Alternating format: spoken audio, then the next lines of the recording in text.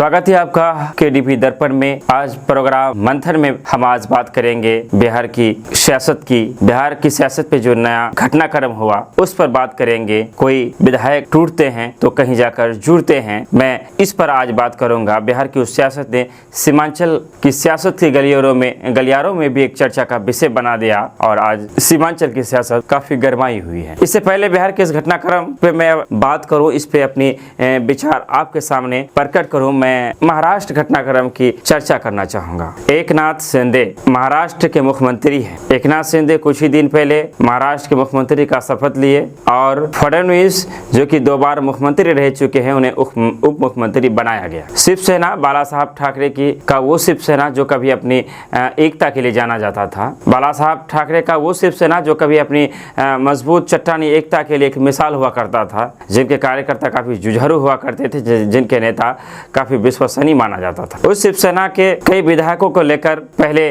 सूरत चले जाते हैं, उसके बाद गुवाहाटी चले जाते हैं। उस मास्टरमाइंड का नाम एकनाथ शिंदे और शिवसेना से कुछ विधायकों को तोड़कर भारतीय जनता पार्टी के साथ सरकार बना लेती है महाराष्ट्र। आप सोच रहे होंगे कि मैं बिहार की घटनाक्रम का जिक्र करने वाला था और मैं चला गया महाराष्ट्र, यानी बातें कुछ और बता कुछ और रहे हैं। जी नहीं, चूंकि जब बिहार की घटनाक्रम का मैं चर्चा करूं उससे पहले महाराष्ट्र की घटनाक्रम का चर्चा करना जरूरी था, क्योंकि उसी संदर्भ में बिहार की राजनीति भी गरमाई है। हाल ही के दिनों में ऑल इंडिया मजलिस इत्तेहादुल मुस्लिमीन के 4 विधायक जो कि सीमांचल से थे, वो ऑल इंडिया मजलिस इत्तेहादुल मुस्लिमीन से नाता तोड़ देता है और राष्ट्रीय जनता दल के साथ के बंधन में बन जाते हैं। कहा यूं गया कि पतंग की डोर बिहार में टूट गई और लालटेन फिर से जल गया। सियासत में पार्टियां बदलने का यह सिलसिला कोई नया नहीं है, विधायकों का टूटने का यह सिलसिला कोई नया नहीं है। सियासत में ये चीज बरसों से होते आ रहा है और शायद होता भी रहेगा। लेकिन बिहार में जो ये घटना घटा इसे बहुत लोग मास्टर स्ट्रोक कहते हैं, तो बहुत लोग इसे गलत भी बता रहे हैं। कुछ दिन पहले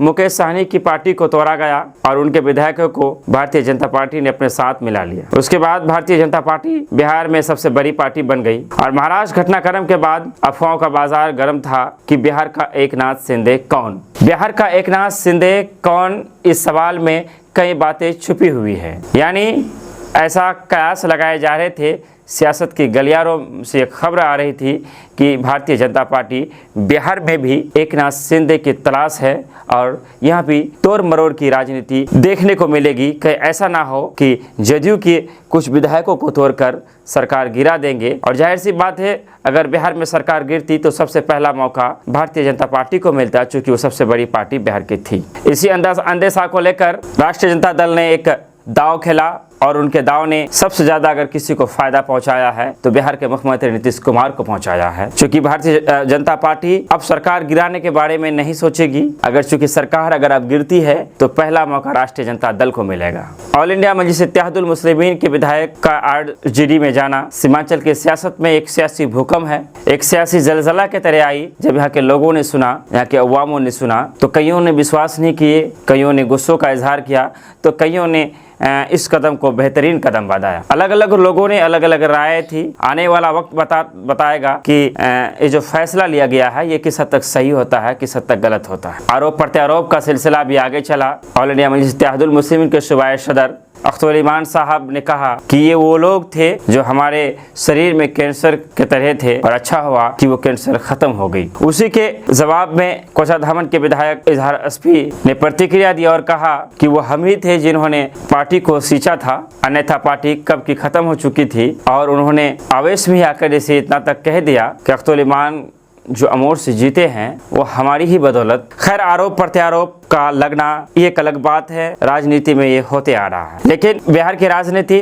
में भाजपा एक तरह से अब कमजोर पड़ चुकी है। जो कभी भी कोई खेल कर सकती थी उनका खेल बिगाड़ने का काम किया है राष्ट्रीय जनता दल ने। कुछ लोग ऐसे भी कयास लगा रहे हैं, इन बातों को भी लाया जा रहा है कि राष्ट्रीय जनता दल ने एक तीर से 2 निशाना साधा है। उन्हें भाजपा को कमजोर करना था और अपने आप को बड़ी पार्टी बनानी थी। दूसरा, सैयद शहाबुद्दीन की बीबी हिना साहब ने कुछ दिन पहले ही कहा था कि मैं अभी किसी भी पार्टी में नहीं हूँ और मैं इलाके का दौरा करूंगी, उसके बाद ये मैं तय कर सकती हूँ कि हमारे लिए अगला कदम क्या ठीक होगा। तो बताया ये जा रहा था कि सीमांचल में मुस्लिम बाहुल क्षेत्र है और यहाँ पर ऑल इंडिया मजलिस इत्तेहादुल मुस्लिमीन के विधायक थे, 5 विधायक थे, जब आपकी 1 रह गए हैं, 4 राष्ट्रीय जनता दल में जा मिले हैं। तो सैयद शहाबुद्दीन की बीबी सीमांचल आकर के यहाँ के मुसलमानों से राब्ता करना चाहती थी और उसके बाद वो अपनी एक अलग पहचान बनाती, अपनी एक अलग राजनीति को जन्म देने की सोच रही थी इन विधायकों के भरोसे, सीमांचल के अवाम के भरोसे। लेकिन जानकार कहते हैं लालू प्रसाद यादव का ये जो तीर चलाया गया है, ये तीर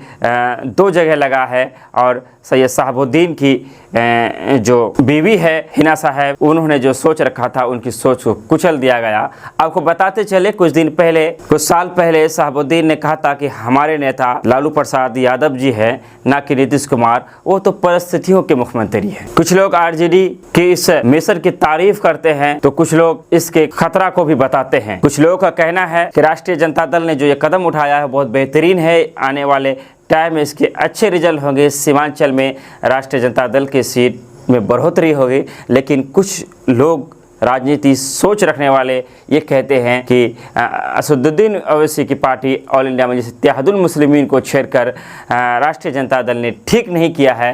हो ना हो आने वाले चुनाव में ऐसा हो सकता है कि ऑल इंडिया मजलिस इत्तेहादुल मुस्लिमीन पूरे 243 सीटों में चुनाव लड़े और जीत हार की अलग बात है, वो राष्ट्रीय जनता दल का गणित बिगाड़ सकती है और इसका फ़ायदा कहीं ना कहीं दूसरे पार्टियों को होने की आशंका है। कल तक लोग ये भी कहते कि आप ऐसा क्यों कर रहे हैं, लेकिन अब मजलिस के पास खुला एक बात होगा कि हम इसलिए कर रहे हैं कि पीछे से खंजर घोंपने का काम राष्ट्रीय जनता दल ने किया है। एक और जहां पार्टी के सदर सूबाई सदर सुलेमान साहब अपनी पार्टी का बचाव कर रहे हैं और कह रहे हैं कि जिन लोगों ने छोड़ा है उनकी नीयत में खोट थी, उसी दूसरी तरफ उसके विधायकों ने भी कई गंभीर आरोप लगाए हैं। उन्होंने कहा है कि हमारा कहीं सुना नहीं जाता था, ना हम पक्ष में थे ना विपक्ष में थे, हम बीच में लटक रहे थे, ना हम विपक्ष की भूमिका में थे ना हम पक्ष की भूमिका में थे। हैदराबाद में बड़े बड़े हॉस्पिटल है, उसका वादा किया गया था, 2 साल में कोई काम नहीं हो रहा था और हैदराबाद के हॉस्पिटल में जब लोगों को भेजा जा रहा था तो हमारे फ़ोन तक रिसीव नहीं हो रहे थे। ऐसी कई ऐसे